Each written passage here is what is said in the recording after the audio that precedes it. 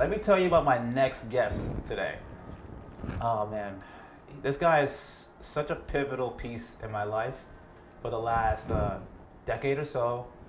And not only was he a phenomenal trainer, not only was he a phenomenal life coach, but now as an executive business coach, Bryan Marcus Winston, or BMW as I like to call him, has been changing people's lives for the last 3 years in his current business. And I think through this conversation, he's going to change your life just as much as he changed mine. So have a seat, get some coffee, and enjoy the conversation. I'm really excited to have you on the show. Yeah, man, it's good to be here, man. About the show to you. Yeah, I said it's good to be here, but we're in my apartment. It's really fucking good to be here. Take a nap after this? Oh my God. Yeah, man. So I'm glad I have you. Terrible. The commute must have been crazy. Oh man, it's so tough getting from there. Yeah. Man, it was rough. Hey, but I found a way. Yeah, that's I what persevered. It's all about. That's what this whole podcast is about. Perseverance. Perseverance. That's good. That's a good topic. Yeah, right? Perseverance. You embodied that today. It was so hard. Long foot. Okay. All right. No one knows what we're talking about. All right. Tomfoolery must end. So, Bryan, please tell our viewers at home and people listening who you are and what you do. Who am I? That's a tough one. That's a long one. Not that kind of who am I. Oh, okay. Let me make I'm Bryan Winston. I'm an executive coach. I help business owners to see more clearly and make tough decisions easy. That's amazing. You working on that? Yeah, I've been working on it. Hard. That was good, bro. That was great, bro. We don't get credit for that. When you start your own business and you have a moniker, it's painstaking to come up with something that hits you well, but then also resonates with other people. That's such a hard place to hit. You know what I'm saying? But you know better than anybody. All those things are just practice. Mm-hmm. I have conversations with people every day, and people are always asking me, so tell me what you do. Mm-hmm. I'm part of a BNI group. So what's that? BNI is Business Network International. It's a referral group. Mm-hmm. So we meet every week, and you're expected every week to give a 30-second commercial. Wow. So I got to give a 30-second commercial every week. So I got to say who I am and what I do. So after years of practice, after a while, that's probably the best I've ever done it, just now. Dude, that's what it's all about. Finding the resourcefulness within the moment. That's awesome, man. But it just comes from practice, though. Right. Martial arts, everything you do. Martial arts training, NLP, all the things that you're doing, better than anybody, what mastery takes. Thank you, man. I appreciate that. It's the truth, though. I mean, that's not me bullshitting. That's you're all about mastery. Your life is about mastery. It's a story of perseverance, but it's really a story. If you really look closely, it's a story about mastery. Thank you. I appreciate that. I really feel that way too. Sometimes I feel like it's hard for me personally to express that through my art forms. I do a lot of things, but to consolidate that into this palatable, clippable, streamable world that we're living in right now, I struggle with making a soundbite for 90 seconds. But you know what? With you though, you're so yeah, right. You do a lot of things, but yeah, that's debatable though. Because they're all around similar places. I believe so. Yeah. It's personal development. Right. That's really what it is. It's not I do some personal development, but then I got this rap album coming out, but then I got right. We can freestyle real quick. Right. And I'm also making jewelry, and it's not that. It's I'm in personal development. Inside personal development, I do. There's a physical portion to it, and then there's a mental, emotional portion to it, right? Now everything else you do is really around that, really. Yeah, it really is. Right? And you're so concentrated. It's not I always tell people, I don't always tell people, I think one way of looking at things and one way of going through life is to be mad polarizing. Be concentrated. Mm-hmm. So people are either I want nothing to do with that. Let me get away from that. Mm-hmm. Or they're oh, word, I want that. I want more of that. And I think that's what you are. Thank you. You're real polarizing. Either people fuck with you and really fuck with you, or people are nah, I don't fuck with that dude. Yeah. Right? So, but what ends up happening is the people who are around you are people who really, really fuck with you. And the people who don't, they stay far away from you. That's true. And so you end up with with strong group right. of people, yeah. Right. Always. Right. The crew is strong. The right. Antifa Fight Club. Shout out to the Fight Club. That's dope, man. I think it's love so that dope. Thank you. I hadn't heard you call it that. I don't think before today. I was listening to the interview you had with Dave. Well, right. And it was an Antifa Fight Club. I like that shit. Man. That sounds dope. I teach men, women, and all genders how to fuck Nazis up. Because I think that that's what's necessary sometimes. When our communication fails, Yeah, I hear that, man. you gotta use that body language, if you know what I mean. Yeah. So my first question, actually, is let's go back in time. I met Bryan through the realms of personal training about a decade and some change ago. Yeah. And I have a deep reverence for Bryan, as he just expressed to me. And he was a trainer for a long time, for 15 years, and he actually exited the game, which is something you do not ever hear about. People get into personal training and you just see the life leave their body because they're just not passionate about it anymore. Right. What advice do you have for people that are experiencing that no longer want to continue? Don't. All right, that's it. Like, do the thing you want to do. Right.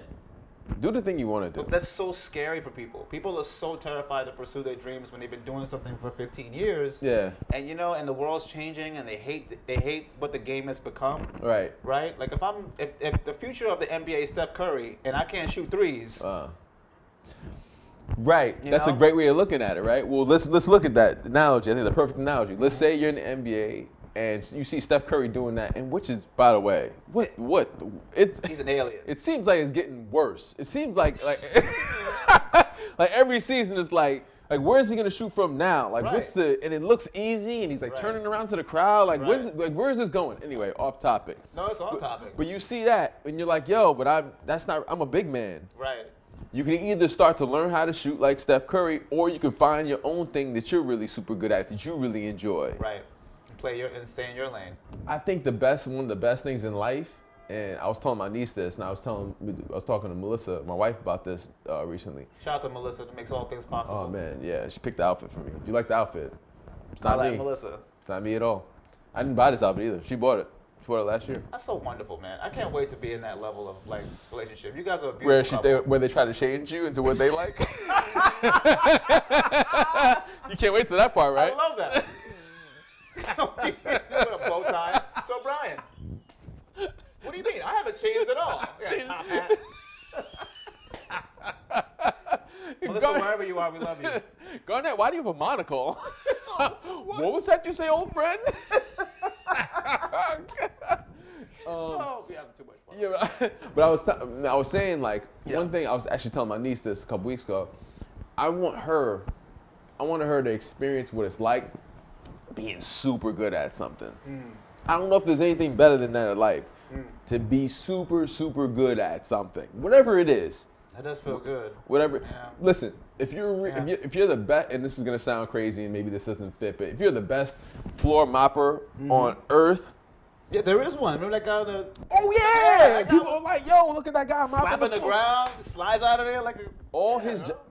His job is just clean sweat off the floor. Yeah. Clean sweat. That's his job. Some people will be like, yo, that's the worst job. Who wants that job? He took that job. He's like, all right, clean sweat off the floor. Watch this. Exactly. It's that attitude, man. And now he's like the best floor mopper. He's world renowned. Right, as this right. So to be really super good at something, I don't know if there's anything better than that, man. Being super good at something. Yeah, that external recognition is fantastic, but the internal feeling, you never be doing what you're doing and you realize you're in the zone, and for a moment you're like, oh shit, I'm actually good at this. Yeah, yo. You can appreciate your own art as it's happening. Yeah. That's why Kanye is insane, I think, is because he experiences that a little too often. Yeah. You know, he's constantly like, damn, I'm good. Damn, this is Damn, good. that was good too. Man, I'm getting better and better all the time. Better all the time. Like Steph Curry. I wonder what it's like to be Steph Curry now. Probably terrible. Nah, I'm just kidding. It's probably pretty great. It's probably pretty great. It's amazing because you're so good at something. Yeah. And it's not like it's something you're just like born with, right? It's something that takes time. He it takes cultivated energy. that. Yo, when he first got in the league, they were talking about how he was too small. They were talking about how, all these things. They questioned whether he was going to be a star, all this stuff. And look at him now, like, That's not normal. That's not normal. He's probably 6'2", maybe 6'3". Yeah. He's probably 6'1", to be honest. Yeah, he's a tiny dude. These are 7 foot. These are 6'8", 7 foot people, and he's shooting over them from half court. Like, it's like not normal. Yeah. Just like and to have that, to be there now, and to know how much time it spends. If anyone's ever really shot around or played basketball, you know how difficult what he's doing is. Right. That takes a lot of time. It takes a lot of concentration. Right. It takes a lot of perseverance. It takes a lot of sacrifice. So to go through all those things to the point where now you're doing this and you recognize that for it, man, I don't know if there's a better feeling than that, man. Yeah. So when I was to answer your question, to go back to your question, when I was training, and I guess it was probably about 15 years into it. I think total it was 18 years. Right. There was some overlap with Wow. coaching. There was some overlap with coaching. Like the last 3 years there was some overlap with coaching. I just didn't enjoy it anymore, man. And I was in that gym. I was in Rich Beretta's gym. Shout out to Rich Beretta. I was in that gym. The best trainer who ever lived. And not even just the best trainer of trainers. Like the people Facts. who trained under him are Right. also the best trainer. You, Right. Mike Maloney, like Derek Nicholas. Lewis. Yeah. All these guys that are in that gym that are the best trainers came from Rich Beretta, and there's countless other trainers, and we're not even naming now. Yeah. That he came under. So I'm in that gym and I'm training people, and I'm just not like I don't even. I see people getting better. I see people being innovative, and I don't even really want to get any better. And it felt weird, man. It felt like it's a red flag when I'm doing something and I don't really want to get any better. I see you getting better. I see you doing things with clients. I see you the way you're talking to people. I see people reading books on anatomy, and I'm just like, over the years, I was that guy. I got my CSCS, and I was in other gyms where personal training was such an important thing, but I just didn't like it anymore. I loved the people I was training, but I just didn't like training anymore. And we loved you too, man. Yeah, man. And that's a better word. It wasn't like I just liked the people I was training. I loved my coworkers. I loved who I was working with, but I just didn't love being a personal trainer anymore. It just wasn't. And so there was that, and then it started being like, well, okay, what else am I gonna do? And at the same time, I was acting, and I was modeling, and those two things I didn't like doing anymore either. Really? Yeah, yo, like there's nothing wrong with modeling, there's nothing wrong with acting, but my approach to those two things, first, modeling was a thing that, I just got caught up in the glamour of it. Right? It was the late 90s, and the male supermodel was a thing, right? Oh, right. And Tyson Beckford and all that. Yeah, they're making millions of dollars, and you start to think, okay, it seems like an easy job. I'll do that. And then so I got caught up in that, and then it wasn't what I thought it was going to be. It just wasn't. It's a business, and it's a business of using your physical appearance to sell products and services. That's really what it really comes down to. And after a while, I just wasn't into it anymore. Acting was just really draining. My approach to it was too serious. It wasn't fun. It wasn't a fun approach to it. And it's supposed to be fun. People want to see you have fun. So I'm here and I'm training, I'm acting, and I'm modeling. So modeling went first. And then it was like, well, what do I really want to be doing? And I had this thing for personal development. Like I've been reading these personal development books for 20 years at that point. Right. And I bumped it. You put me onto Brian Tracy. Brian Tracy. Remember that? Man. Maybe like 10 years ago. He gave me like a whole the what was it? The product of luck. Oh, Luck Factor. The Luck Factor. He gave me like 3 books. I went through them shits. Yo, Luck Factor is amazing. Luck Factor. Those 2 other ones I remember. Yeah, he has audio files. He's a beast, Brian Tracy. So I had that love for personal development, and I bumped into this term, life coach. And so it seemed interesting. I started doing some research on it, and the more research I did on it, the more lit up about it I got. Nice. It started to seem like, okay, this is me. This is Right. what they're talking about. Because, as a personal trainer, you're helping someone get somewhere physically. Well, at least on the surface, you're helping someone get there physically, right? They want to be smaller or bigger or stronger or whatever the case is. But these people are talking about being better human beings. Right. And that really resonated with me. Same. And I think that's where the parallels between you and I really took shape, because you embodied this like wellness practice. You have your regimen now, but you had one back then too. You were the first person that I knew that I didn't know I was doing personal development either until I talked to you about it. You're like, oh, there's like a thing for this. There's like you can do this. So the parallels between you and I are like I have one foot in the personal development side and the personal training side. Some people hire me and they think they're just going to get a trainer, and that's just not for me. Right.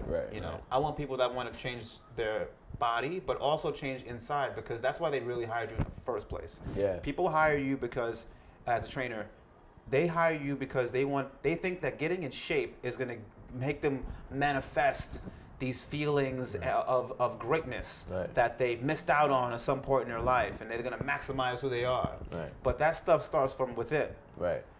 Usain Bolt can't perform the way he does, or Steph Curry, or any high-performing athlete, or anyone that you look up to, unless they have certain practices in place that instill the self-discipline and a self-acknowledgement and love for themselves. Right.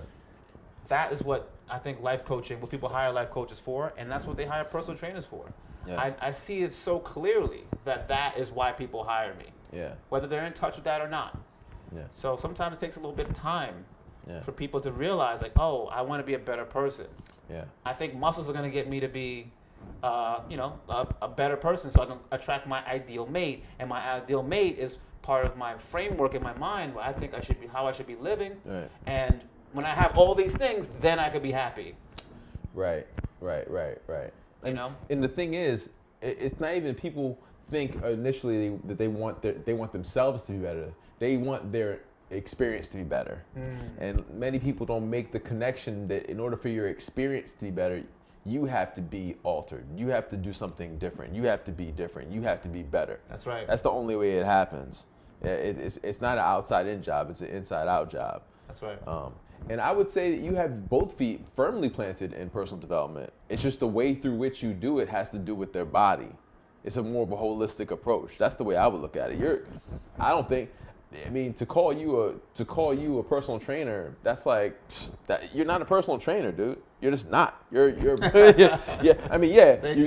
a gym. Yeah, you're dealing with you're having people do exercises, but that's not really what you're doing, man. That's not. You're doing something that's different. You're not a rep counter. Right.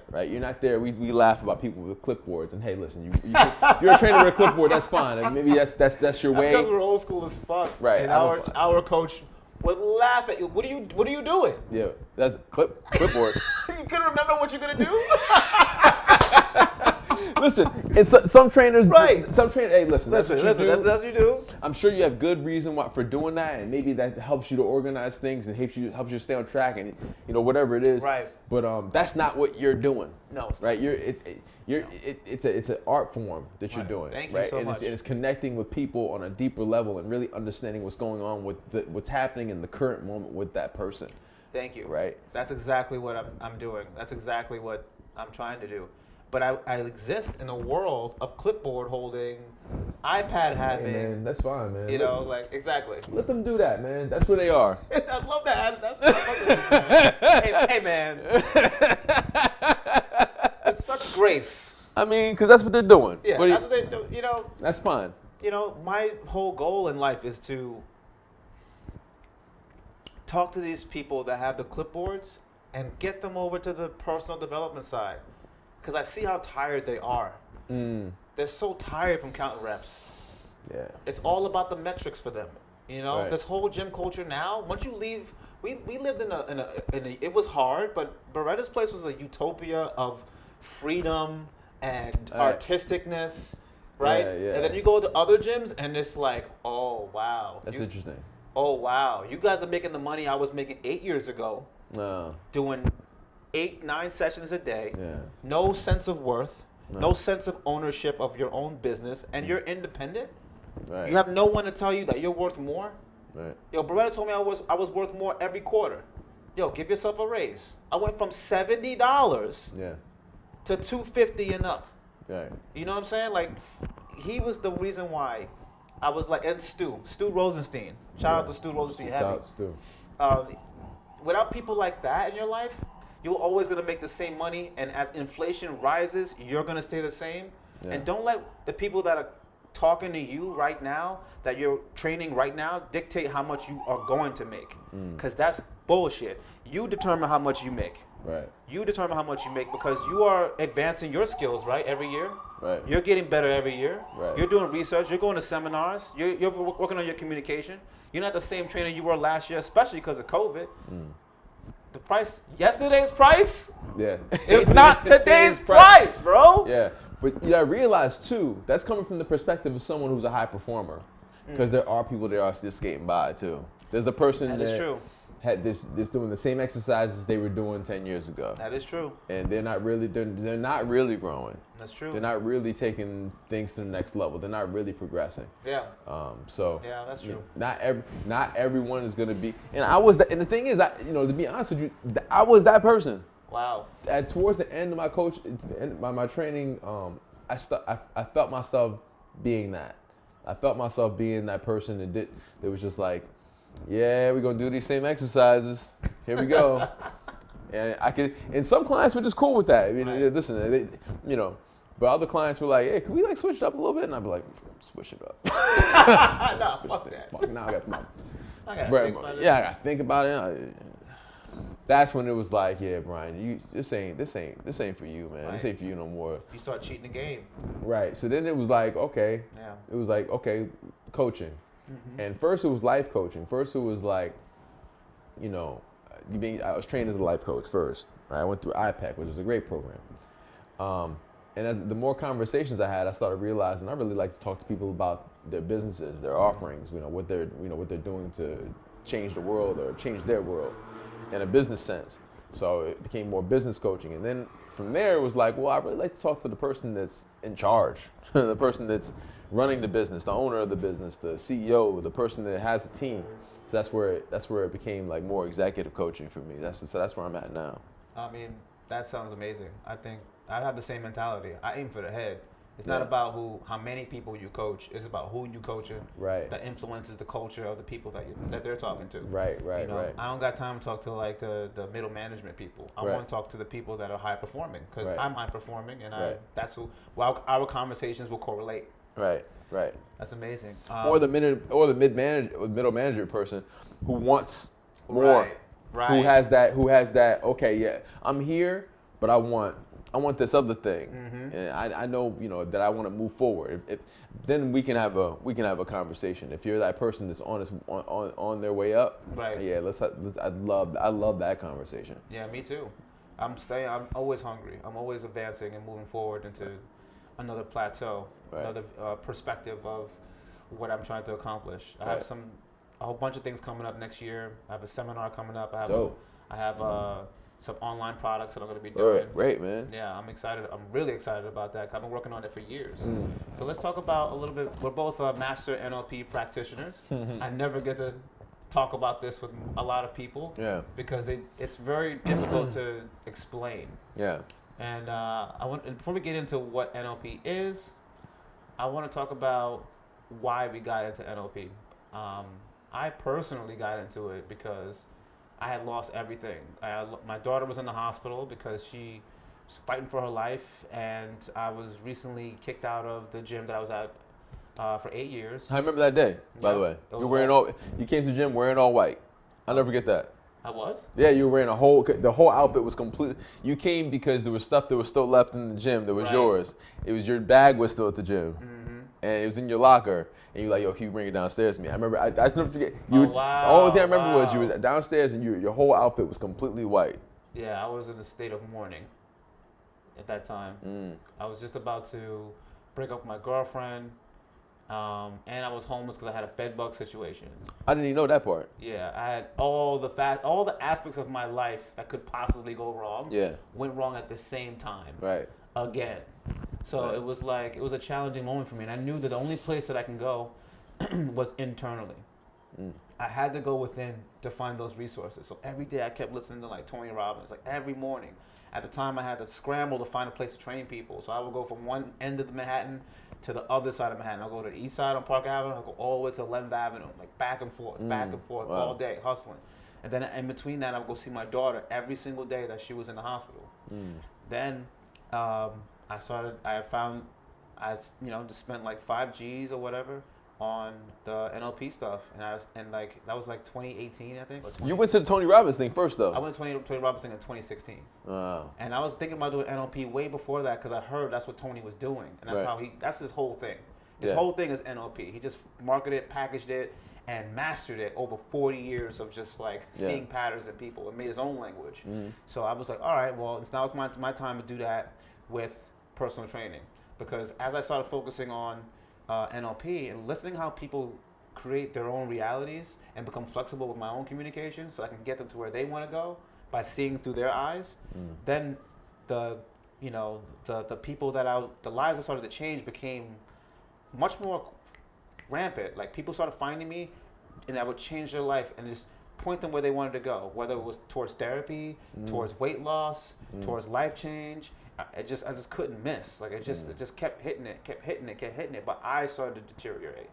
I started making more money, and I started training less.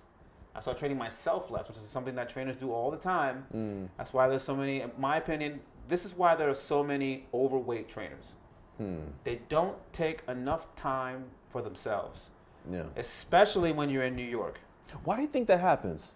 Because they're sucked into the grind. They're trying to make all this money. They got their rent. They got their phone. They got to pay the gym to occupy the space. Talking about independent trainers too, especially independent trainers, right? They have kids. Then they got a little savings, and then they are so emotionally burnt out. They take whatever they got left and they go on vacation and burn all that money up.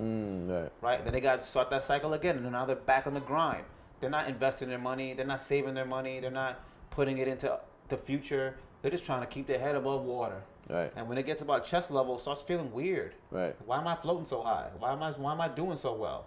Time to spend some money. Time to hustle some more. So then you go right back up to here again. Right. You know, and then the first thing, you know, when everything else is taken care of, the last place we look is within. So it's about that cycle, finding out where you are in that cycle of development.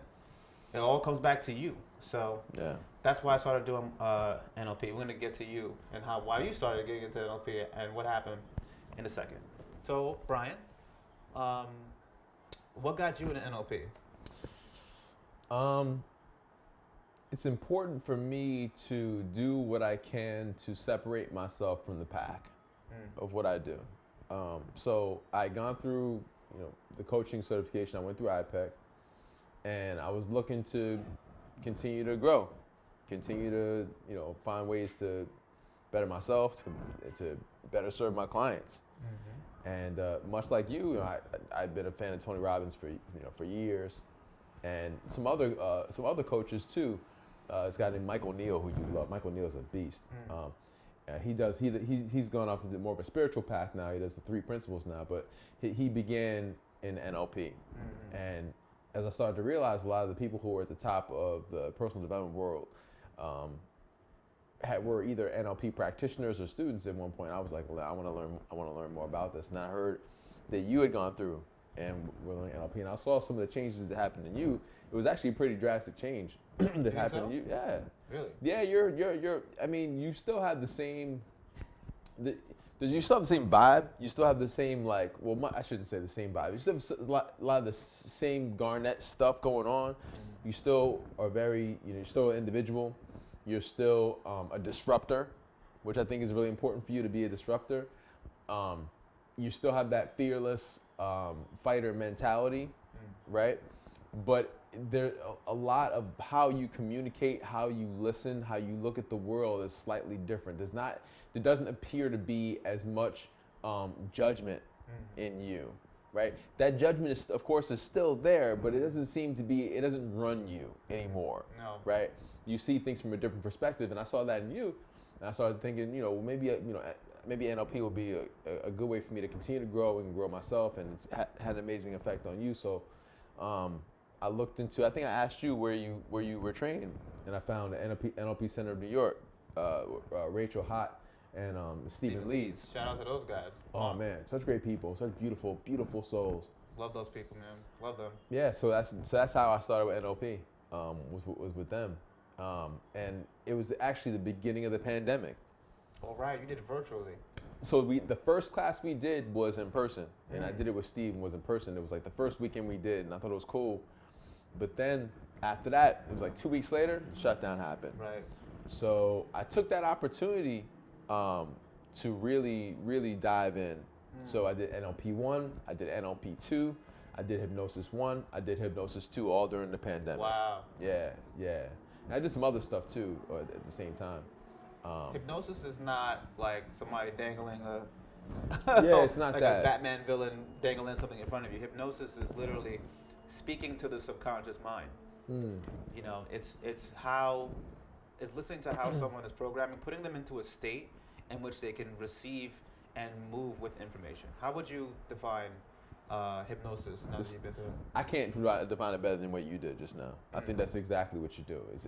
It's a way of speaking directly because the subconscious is really I wouldn't say it runs the whole show because you're still conscious and you can still make conscious decisions.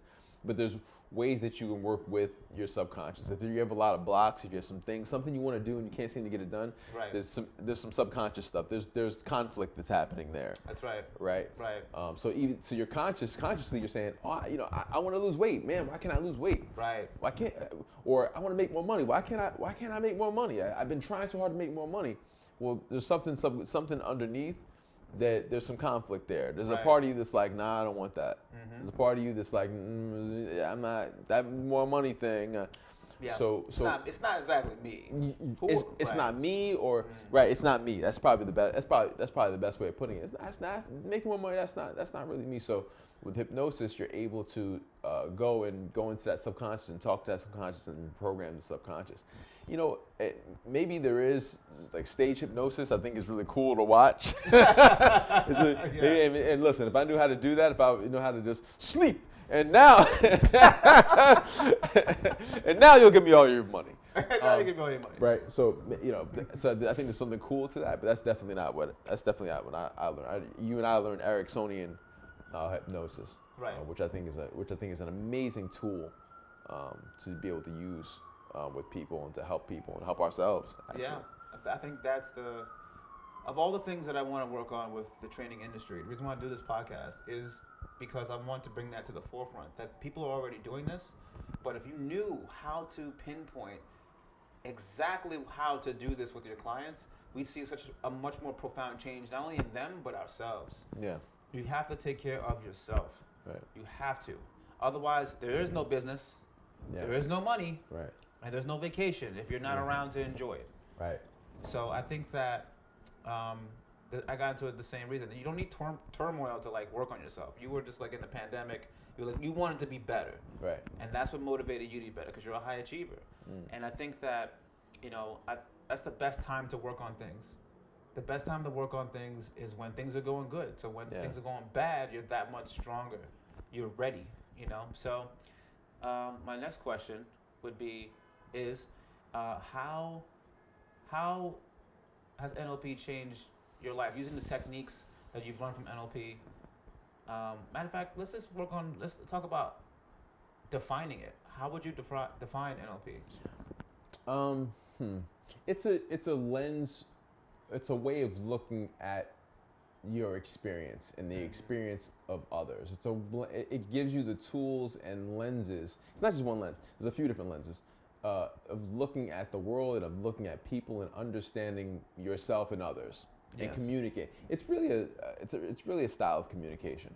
Right. And communication is not always with someone else. Communication is also with yourself and with your own environment. And most people don't recognize that they have the opportunity to engage in that way. Right, to really look in and really listen to what someone else is saying, really hear where someone is coming from. Like especially now, people talk a lot about this, like how polarized things are. Right. And I don't think people really recognize that the opportunity is to really listen to someone else. Right. We're not that polarized. We want the same things. I talk about this all the time. If those people in the red hats really like, have you watched the Capitol thing on HBO? People on the Capitol? No. Like it's like 4 hours at the Capitol on January 6th. Well, yeah. Yeah, it was like, these politicians are taking over. They don't care about us. I'm like, yeah. Go on. Right. The police, they don't care about us. I'm like, yeah. Go on. Right. And then they're like, these immigrants. I'm like, oh, you're right there, bro. Right. You're right there. Right. But even if we look into that, it really has a lot to do. You know, we're in a place now, and this is Americans, this is human beings, right, where most of us are looking at and are really conscious of what we do not want. Mm-hmm. And that's liberal, that's conservative, that's Trump, that's Antifa, that's we're really focused in on the things that we do not want. And that brings up a sense of fear. Right. So a lot of people are really afraid, right? So we just want to be out of that place of fear, mm-hmm, right? And so we all want that. We all want to move away from what hurts to what feels good. Mm-hmm. Every living organism has this desire to get away from what hurts to what feels good. The only differences are our methods of getting there, mm-hmm, right? So some people see the method of getting there as, you know, let's elect Donald Trump. Let's elect this guy. He seems like he's talking all my language. Mm-hmm. I think this will really be helpful for me. Mm-hmm. Other people are like, we need to get this guy out of here. We need to get Joe Biden, and we need to get Joe Biden in there. Joe Biden's going to be the thing. Mm-hmm. But if, like you said, if we really sit and listen to what people want, people really do want, in essence, they want that same thing. You know, right, they want to feel free. They want to feel like they have some type of control over their life. They want to feel like they can move forward. They want the best for their family. They want the best for themselves and who they think of as their people. Mm-hmm. We just have different ideas around that. And NLP is something that it enables us, if we really are practitioners of it, to really listen in and listen to what people need and listen to what their maps are, right, so that we can try to help them to get more of what they want, mm-hmm, right, and to connect with them. And to connect. The connection aspect is such a huge component for me. Yeah. I think that we have a lot more in common than we think we do, because these labels and flavors that are thrown at us, right, are so, you know, confusing sometimes, because they don't always share our language. Yeah. I realize that the language aspect, the labeling of things and the interpretation of them, right, what the thing is and what the thing that I'm looking at represents, right, is two different things. Now when I see an American flag and some people walking down the street, I'm like, uh-oh. Right. Right? Like, that wasn't always the case. When I was a kid, when Hulk Hogan was walking down the aisle with the American flag, I was like, what? Yeah. Now I see an American flag, I'm like, yo, that's interesting, right? Number up. Right. It's so interesting. I think, you know, I never really thought, I guess I kind of thought about this before, about how that flag has changed throughout my life. At being a child, you know, growing up 1985, 86, right, around that time when I first got to New York, and like how I felt then about that flag. Right. Right. And now to think about how I feel about the flag now, or what emotions come up when I see the flag now, it's just, it's very, very, very different. Yeah. And you know what? I think that this is a cyclical pattern that we've experienced before.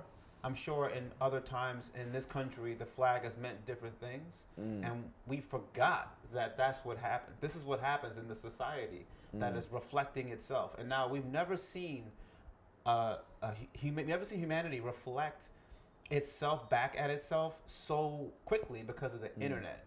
The internet has accelerated our ability to look at ourselves and judge, which is why depression is so high, which is why anxiety is so high, which is why it feels like there's a disconnect when in fact we really want the same thing. Right. I think that the combination of that storm is what elicits these feelings of despair and fear that we're all collectively experiencing together.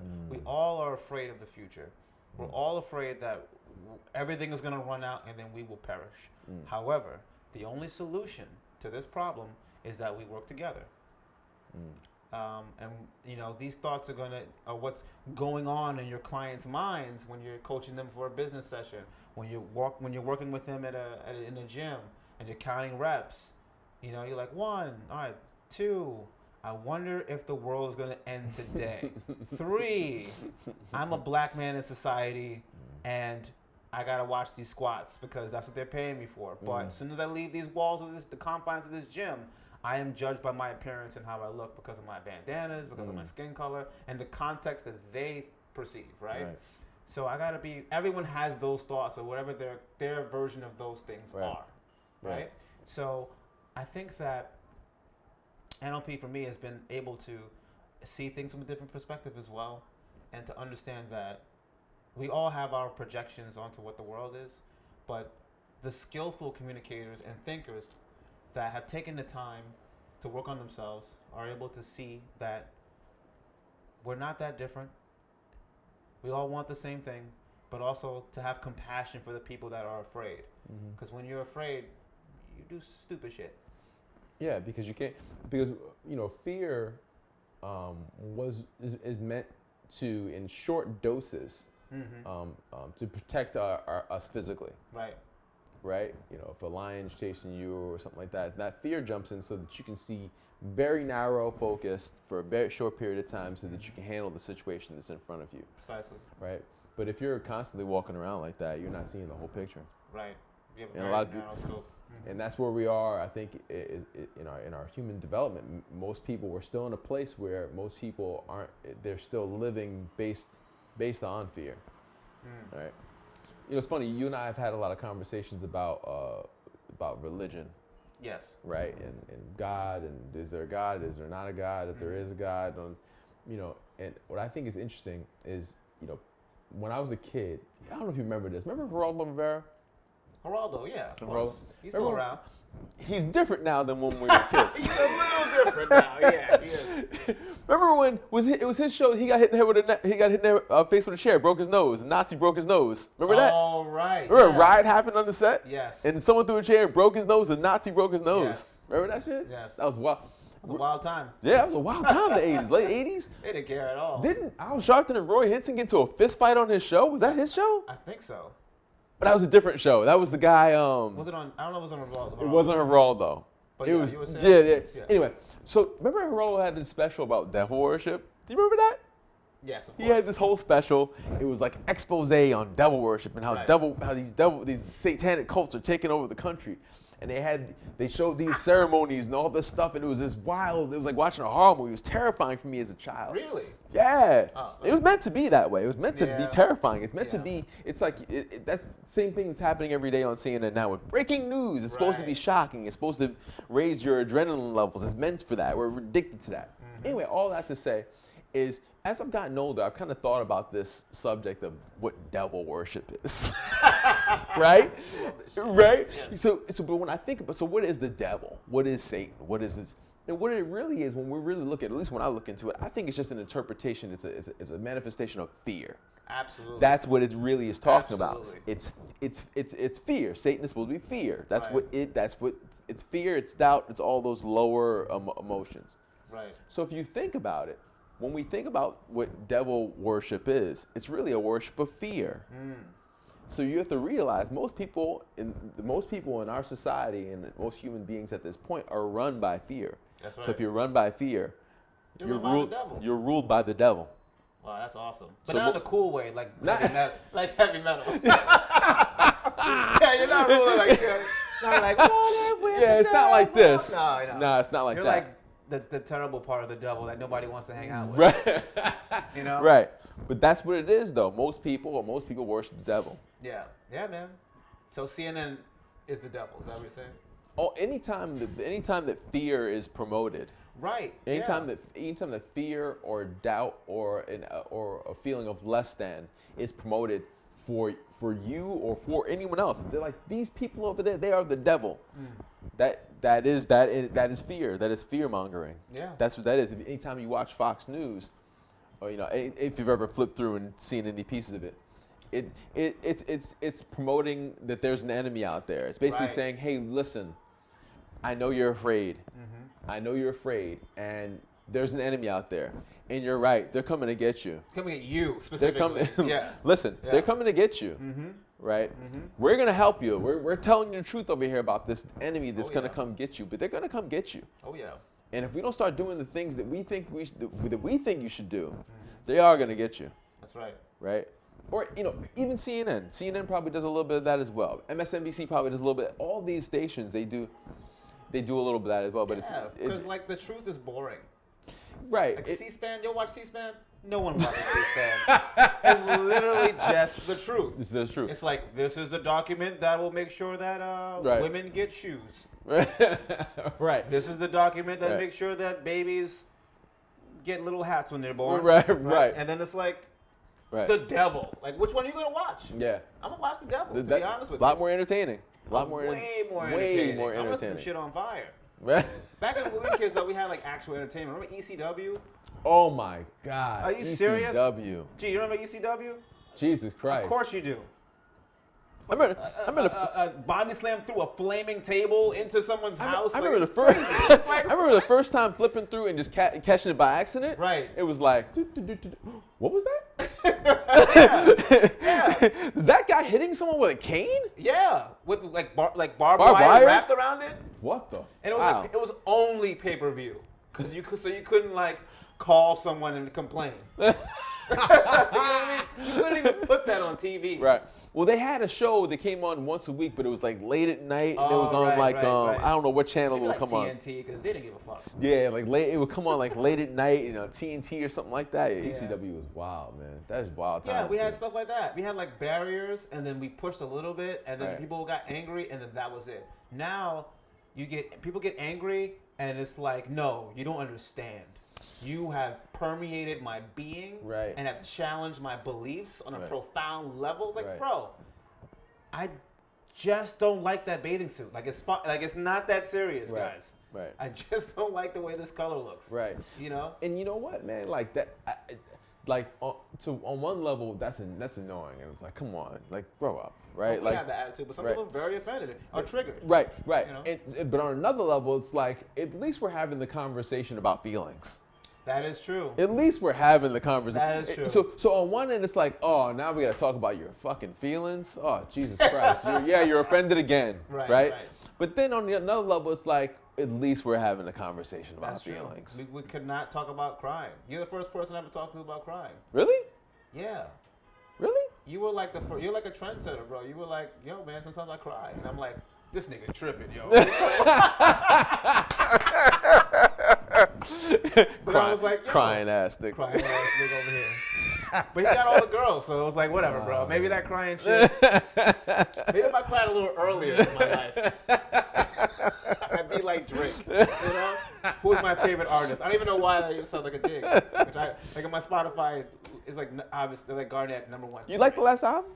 I do, because it was like, I was still in that space, I was still in that certified lover boy space. Anyway, we're not going to talk about my interpretation of my love life. You know what's weird? Like on the surface, right? Like, Yeah. like it would seem like that would match up with me. No, nigga, you got a kid on the way. You can literally have a baby. No, I'm saying the whole Drake, the whole like emo, let's talk about our feelings and rap music thing. Right. He's strayed away from that kind of I listened to that last album. I couldn't really. Yeah. I couldn't. Yeah. But you know what's weird? Like I'm all about peace. I'm all about love. Like that's like my main thing now. Everything I read is about peace and love and being able to move towards the thing you love. But there's another part of me that really loves that fucking Griselda shit. I mean, yeah. God damn, dude. I know. What's wrong with me? Nothing. I look like how you feel inside, and you look like how I feel inside. I mean, like, it's just like, you're like, yeah, I want to rob somebody. I mean, yeah, you want this chain? You want this?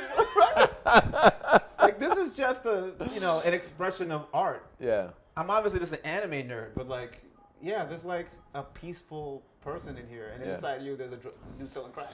There's something. I mean, Duality but I do know when I've had too much of it. After a while, I was like, oh, I've had enough of this. That's how music should be enjoyed, though. Yeah. Especially now. Yeah. In the 90s, I felt like you could have music and it was a whole cinematic scope.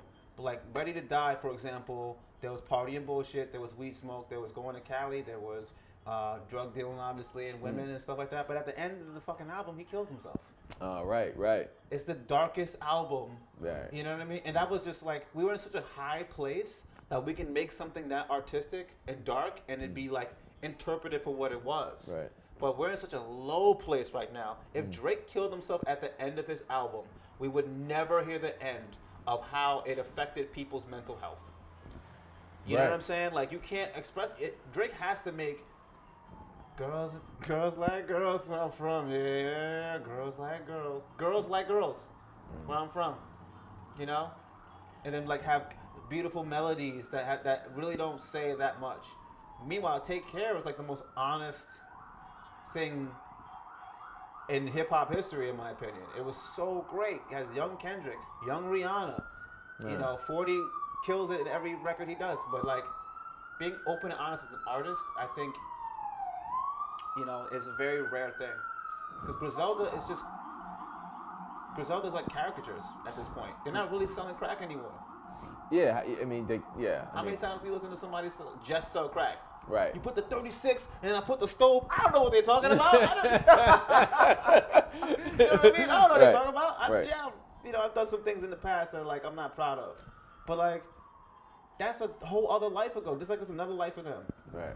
But like as far as like I think that pertaining to like social media, like that is why that's such an important thing. The facade of how things appear is so important now. It's so important for people. Right. You know, it's really important that people like, you know, your Instagram is minimal. I'm sure you're a happier human for it. But you know what I mean? Like, I'm sure you're like so fine about it. You know? Yeah, right. But like, it's not good for your mental health. We know it's not. We know Instagram is bad for us. Is it completely though? Yeah, man. It's you open your phone and the way that the phone moves and shakes and like the colors, the way that the things are located are specifically designed to make you addicted to using your phone. Oh, that's interesting. Yeah, that's right. I never finished watching that whole the social dilemma. It's so anxiety driven. It's like social dilemma. Yeah, social dilemma is just like it's the truth. Yeah, and you'd rather watch someone on fire. I'd rather watch. You'd rather watch the devil. Put some of that devil on there. You know what's a good show though? That's the opposite of that. Have you watched Ted Lasso? No, I haven't. Why does everybody keep telling me about Lasso? Ted Lasso We're getting way is different. off topic. No one. They start. This is what they want to see. They want to see us talk. Yeah, I'm sure. You sure if you don't, about fuck you. You know what I mean? When people see me, they think I'm the guy that's gonna be like Tupac sitting in the camera, and meanwhile it's this guy in Westchester. He's from Westchester. Anyway, Bryan. Man. We can keep this going forever. How much time we have? That's it. That's all the time we got. G's Oh man, that's what we end with me giving a finger to the camera. That's perfect. That's perfect. Listen, if you want to see more of Bryan Winston, tell them where they can find you, man. On Instagram. If you're addicted to Instagram like everyone else is, it's B Mark Winston. That's my handle on Instagram. It's BMarcWinston on Instagram, and my website is BryanWinstonCoaching.com. There you have it. That's it. He's a phenomenal coach. He's a phenomenal human being, and he's about to be a phenomenal father. Yes, sir. Welcome to the club. Thanks, man. You know, it's a. Do I get a jacket? Do I get a jacket like when I'm? You don't get anything. No. No, fathers don't get. You're gonna find out real quick. You don't get shit. Oh, okay. You're gonna find out how little you actually get. In fact, they take it from you. You have a jacket? Hide it. Hide your jacket. No. They're coming for my jacket. They're coming for you. They're coming for you. So that's about it for this episode. Hope you laughed as much as we did because we always have a great time. We always have a great time, bro. I love you, man. I love you too, man. Thanks for having me on. I wouldn't be here if it wasn't for you, dog. You would have found a way. You're right. Peace. Peace, y'all.